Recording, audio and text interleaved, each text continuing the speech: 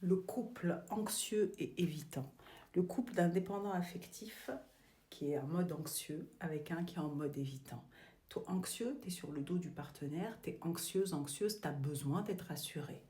Évitant, plus ton partenaire est sur ton dos, plus toi tu as la trouille d'être étouffé, de plus avoir ton espace, plus tu vas fuir, tu vas éviter la relation et pas être disponible.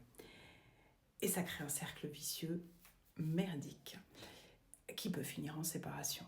Les deux ne trouvent pas leur juste place et sont pas épanouis. Ce qui est top, c'est qu'on peut inverser tout ça et créer un cercle vertueux. Ça demande déjà d'en avoir conscience. Déjà, est-ce que tu te reconnais dans ces schémas? Première chose, c'est comme la dépendance affective. Si on ne se rend pas compte qu'on est dépendant affectif, on ne peut pas la régler. Pareil. Peut-être que tu n'as pas conscience qu'en réalité, tu as les mêmes bobos. Vous avez les mêmes bobos tous les deux. Vous avez l'abandon, le rejet, la trouille de perdre l'autre, la trouille de se perdre et d'être englouti. Et besoin de se retrouver, besoin de mettre la légèreté dans votre relation. La légèreté, le profil anxieux, de quoi il a besoin? Il a besoin d'attention, il a besoin d'être rassuré. Plus tu vas aller vers l'extérieur, plus ça va l'affoler, plus il va être sur ton dos. Donc déjà, peut-être un petit pas, c'est soit juste rassurant. Alors tu peux peut-être me dire, c'est jamais assez, j'ai l'impression que c'est un puits sans fond, j'arrête pas de le ou de la rassurer, il demande toujours plus, je sais plus quoi faire. Moi, j'ai plus d'oxygène là-dedans. Je peux plus bouger, il veut me contrôler, et moi, ça me fait peur. Ça me fait peur, j'ai qu'une envie, c'est partir. Et vers l'extérieur, ça ne veut pas dire partir de la relation spécialement, ça peut aussi. Et il y a un truc qui peut changer les choses, c'est d'apprendre chacun à aller se reconnecter à soi. Toi qui es évitant, d'apprendre à dire tes émotions, à déjà te connecter toi-même à tes émotions, à les ressentir. Et puis pour le dépendant, d'apprendre à être rassuré lui-même et à voir la personne extraordinaire qu'il ou elle est.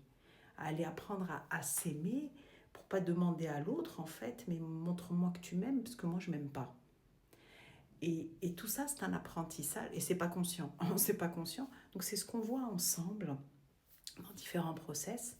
Tu peux déjà rejoindre le club DDA pour guérir ta dépendance et que tu sois fuyant ou anxieux, apprendre à prendre ta place, à dire non, à être bien avec toi. Parce que dans les deux cas, on se fuit. Que tu sois sur le partenaire ou vers l'extérieur, les deux, vous vous fuyez. On se fuit chacun soi-même. Donc déjà, c'est d'aller se rencontrer et d'apprendre à être en lien à partir d'un espace de nous qui n'est pas nos peurs, mais qui est notre cœur. Et là, ça change tout.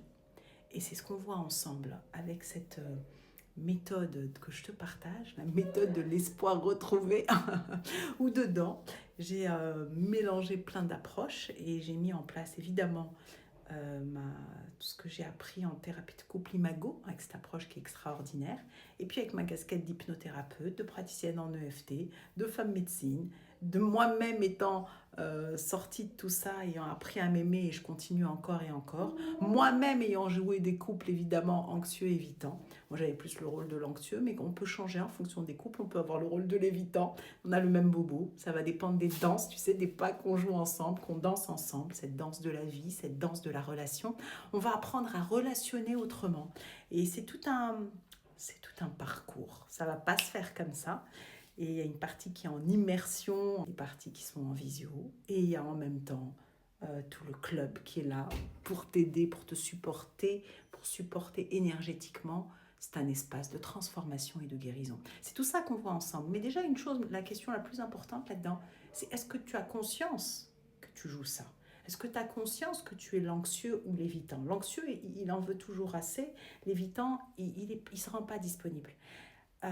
Déjà, est-ce qu'on a conscience? C'est la première chose. Et ensuite, on va apprendre à voir comment on va se dire les choses, quand on va se les dire, comment on va guérir nous-mêmes, apprendre à s'aimer et comment je vais apprendre à mieux t'aimer. Donc, l'espoir, c'est retrouver. L'espoir retrouvé, c'est autant apprendre à s'aimer et à mieux aimer. Cet équilibre. On est des êtres interdépendants, sauf que là, il y a de la dépendance sur l'un ou sur l'extérieur. Donc, comment on fait tout ça? C'est un magnifique chemin qui en vaut le détour. Si tu as envie d'en savoir plus, tu trouveras sur l'atelier d'Amel ce qu'il faut pour te guider. Et je te dis bienvenue à toi. Et bravo pour cette étape déjà. C'était arrivé jusque-là dans la vidéo. Ciao.